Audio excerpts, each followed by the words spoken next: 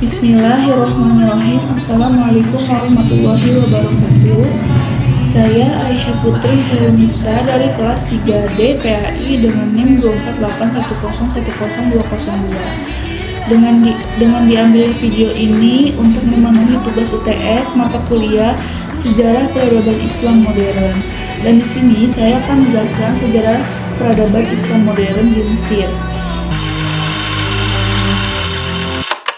Jadi pembaruan Islam di Mesir dimulai pada awal abad ke-19 saat Mesir dipimpin oleh Muhammad Ali Pasha pada tahun 1805 sampai 1849, dan ia melakukan modernisasi besar-besaran di bidang pendidikan, militer, dan industri. Terus yang terakhir ada bidang ekonomi. Dan yang di bidang pendidikan ini mengirim pelajar ke Eropa untuk belajar ilmu modern. Dan yang kedua ada militer dan industri, membangun pabrik, sekolah militer, dan sistem pemerintahan modern. Dan yang ketiga ada ekonomi, untuk mengembangkan pertanian dan perdagangan. Dan yang kedua ada masa kebangkitan intelektual. Jadi pada akhir abad ke-19 hingga awal abad ke-20 muncul gerakan Nahdah atau kebangkitan. Gerakan intelektual dan sosial yang berusaha menggabungkan ajaran Islam dengan kemajuan modern.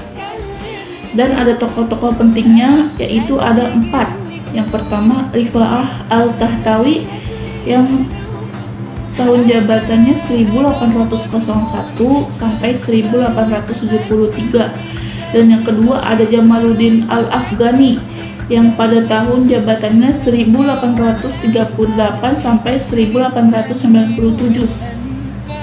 Dan yang ketiga ada Muhammad Abduh yang tahun jabatannya 1849 sampai 1905. Dan yang terakhir ada Rashid Ridha yang tahun jabatannya 1865 sampai 1935. Jadi Rifa'ah Al-Tahtawi itu memperkenalkan ilmu pengetahuan barat dan pentingnya pendidikan modern. Dan yang kedua, Jamaluddin Al-Afghani menyerukan persatuan umat Islam atau Pan-Islamisme atau melawan penjajahan. Dan yang ketiga, ada Muhammad Abduh melakukan reformasi pemikiran Islam, menyerukan agar umat Islam kembali pada Al-Quran dan akal sehat. Dan yang terakhir ada Rashid Ridha yang melanjutkan gagasan Abduh, mendirikan majalah Al-Manar sebagai wadah pemikiran reformis. Dan yang ketiga ada masa kolonial dan nasionalisme. Pada masa penjajahan Inggris pada tahun 1882 sampai dengan 1952, Mesir mengalami tekanan politik dan ekonomi. Tetapi juga lahir semangat nasionalisme Islam, organisasi penting pada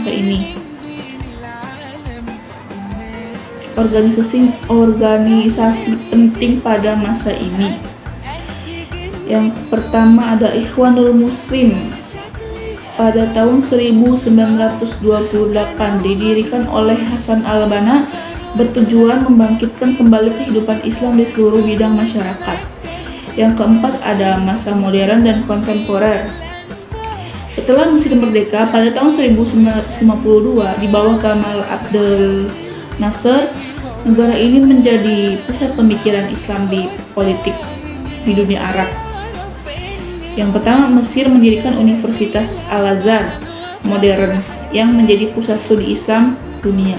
Yang kedua, pada era Anwar, Sadat, dan Husni Mubarak muncul berbagai gerakan Islam kontemporer, baik reformis maupun bentuk radikal.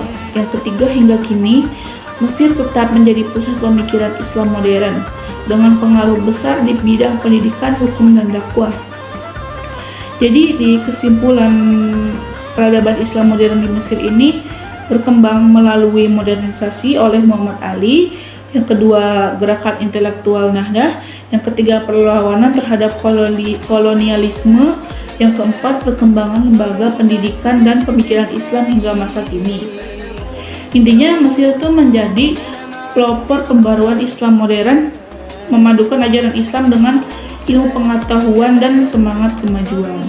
Mungkin hanya ini saja yang bisa saya sampaikan. Kurang lebihnya mohon maaf dan terima kasih. Wassalamualaikum warahmatullahi wabarakatuh.